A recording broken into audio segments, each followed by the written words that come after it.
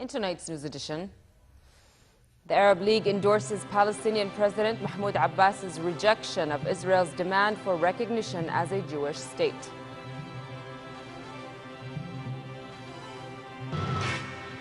A suicide bomber kills at least 45 people and wounds 155 in the southern Iraqi city of Khilal.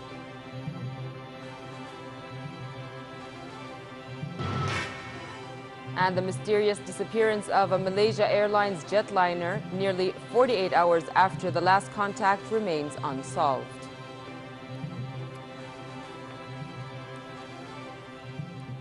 Good evening and welcome to the news at 10.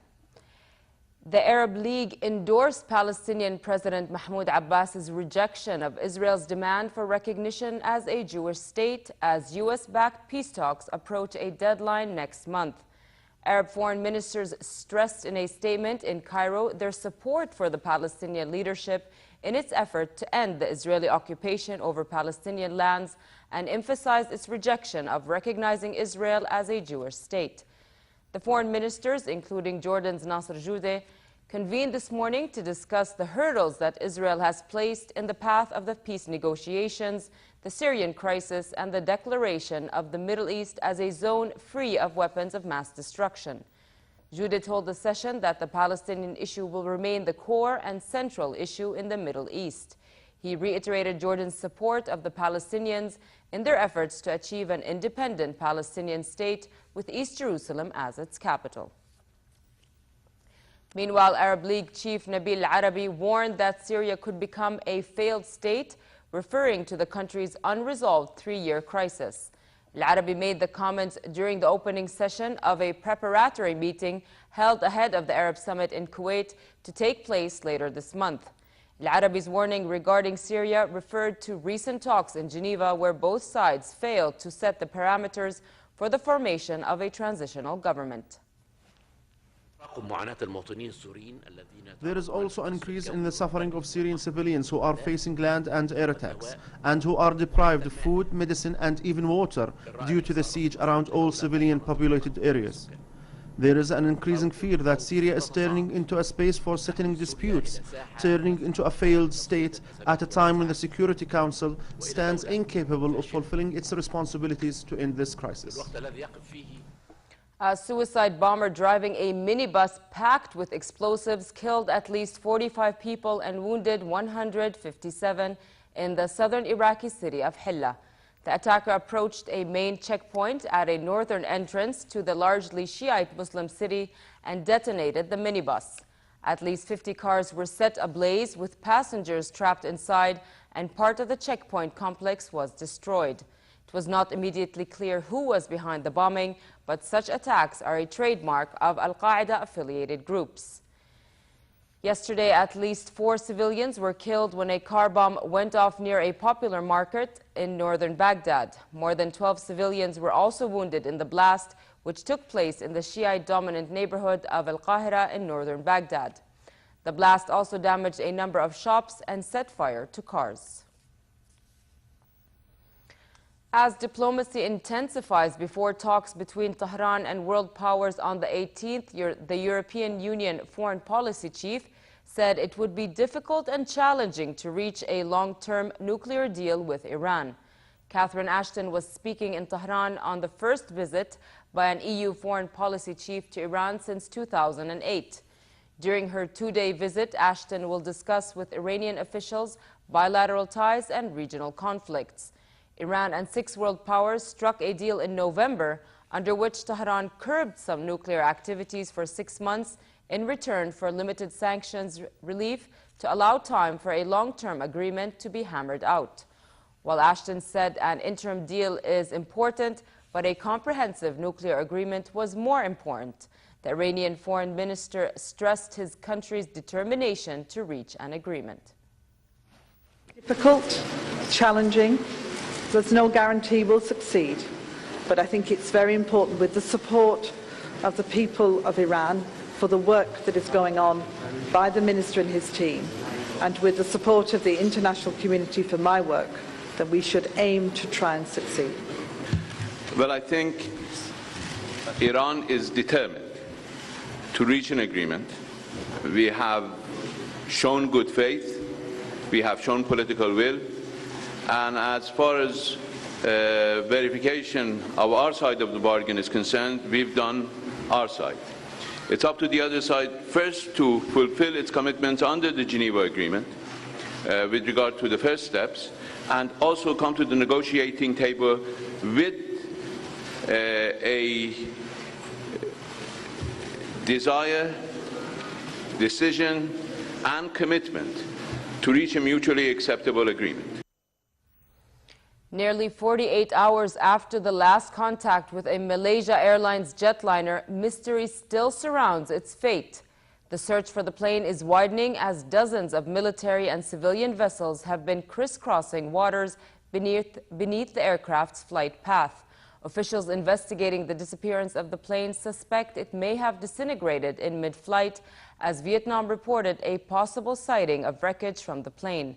The possibility of foul play has not been totally ruled out, although so far there is no evidence. And to complicate matters more, 2 passports used to board the plane were used by unknown people after being stolen from their Italian and Austrian owners. This is one of 3 Chinese vessels joining the search for the Malaysia Airlines flight that vanished on Saturday. The Jingangshan amphibious landing ship is carrying personnel and equipment, including medical supplies and staff and a team of divers. Its counterpart is expected to reach the search area on Monday. A 4,000-ton police vessel is already there. The US, the Philippines, Vietnam and Singapore are also helping in the search. By 0700 GMT on Sunday, well over 24 hours since the last contact with flight MH370, there was still no hint of its fate. The Boeing aircraft was carrying 239 passengers and crew when it vanished on Saturday en route from Kuala Lumpur to Beijing. Malaysia's Air Force chief says the search area is being widened to include the country's west coast because the plane may have been trying to turn back. If we look back at the recording, and there is an indication, possible indication, that the aircraft made a turn back. And this is, collaborated at the moment. As we speak, we are trying to make sense of this, and is in some part collaborated by civil radar. As the search goes on, inquiries are underway into the identity of some of the passengers after it emerged at least 2 were travelling on stolen passports.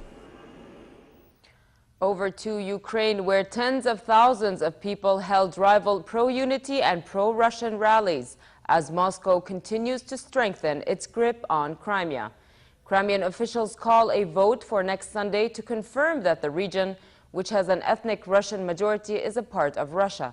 Meanwhile, the United States said it will not recognize the annexation of Crimea by Russia if residents of the region vote to leave Ukraine in a referendum next week. We get more details in this report.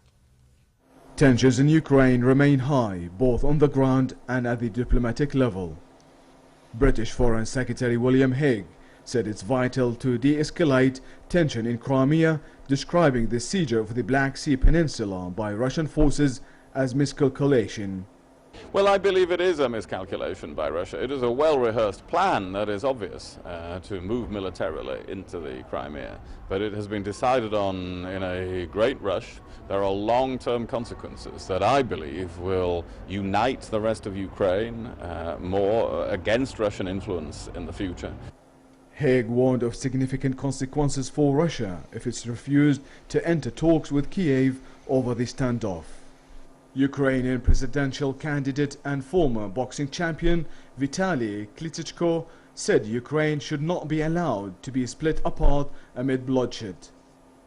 Klitschko reiterated that the main task is to save the integrity, stability and independence of Ukraine. Everything what happens in Crimea is created, not in Ukraine, outside of Ukraine. And I'm more than sure it's our goal to take Crimea back to independence Ukraine. In the capital Kiev, thousands gathered to celebrate the 200th anniversary of poet and national hero Taras Shevchenko. Ukrainian Prime Minister Arseniy Yatsenyuk has vowed Ukraine would not give an inch of its territory to Russia. Yatsenyuk will visit Washington this week for talks as tensions are continue to escalate. In Crimea, Russian flags flew over Simferopol's Lenin Square exactly a week before the March 16th referendum on annexation. Thousands of Russian supporters came to listen to speeches announcing the Crimean Spring with Russia during a traditional seasonal concert. Russian forces have tightened their grip on Crimea despite a US warning to Moscow that annexing the southern region would close the door to diplomacy in a tense east-west standoff. In the eastern city of Donetsk, thousands of pro-Russian demonstrators rallied across the city, calling for independence from Kiev authorities. Donetsk, the home city of deposed President Viktor Yanukovych, is also home to many Russian speakers and has seen the most persistent pro-Russian demonstrations since the Russian parliament declared their right to send military forces. Lu'ay Balqar for the news at 10. Afghanistan's Vice President Marshal Mohammad Qasim Fahim died today at the age of 57, just weeks before the country goes to the polls to elect a new president. Fahim, vice president since 2009, had been a top commander in the Northern Alliance, a group of anti-Taliban militia leaders during the civil war. Fahim fought alongside U.S. troops to defeat the Taliban and was a staunch backer of President Hamid Karzai, whom he promoted as Afghanistan's interim leader and later served as both defense minister and vice president. Presidential polls are due to take place on April 5th, marking the first time in Afghanistan's history that power has been handed from the democratically elected government to another. Karzai is barred by the constitution from seeking a third term.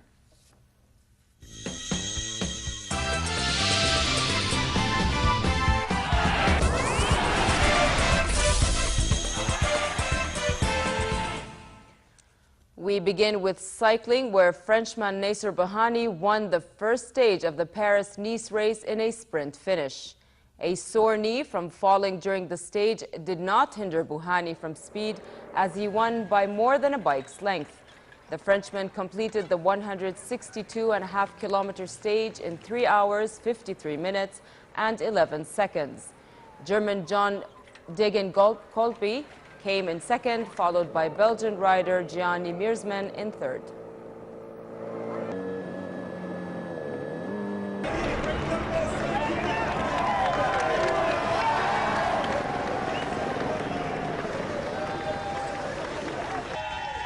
American Taylor Gold topped the podium at the U.S. Open Snowboarding Championship in Vail, Colorado. Gold scored 87.63 points on the first of his 3 runs. Tako Hiroka of Japan finished less than a point behind Gold to take second place, and Switzerland's David Heblozel in third.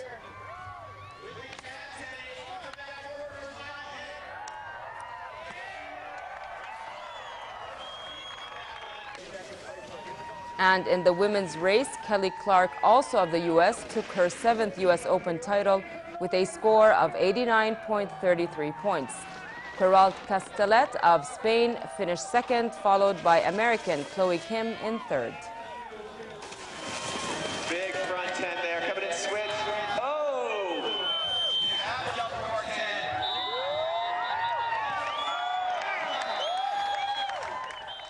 And finally, relatively cold weather tonight with rain accompanied by thunder and hail. A tangible drop in temperature is expected tomorrow with a continued chance for rain, while winds will be northwesterly brisk. The Gulf of Aqaba should expect partly cloudy weather with a chance for rain, while winds will be northerly moderate to brisk and seas choppy. The weatherman warns of poor visibility due to fog and of flash floods in low-lying areas. Next are the lows and highs for tonight and tomorrow.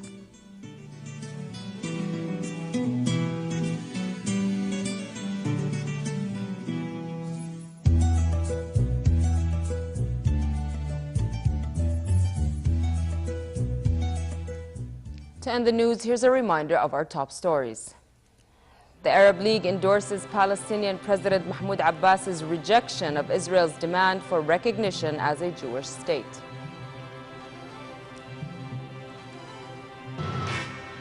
A suicide bomber kills at least 45 people and wounds 153 in the southern Iraqi city of Hilla.